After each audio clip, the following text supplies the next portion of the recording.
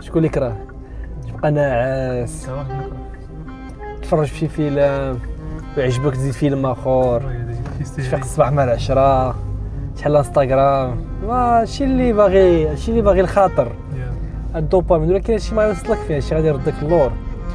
هادشي علاش هادشي خصك تحاربو، شحال ما حاربتي شحال ما راك كتافونسي.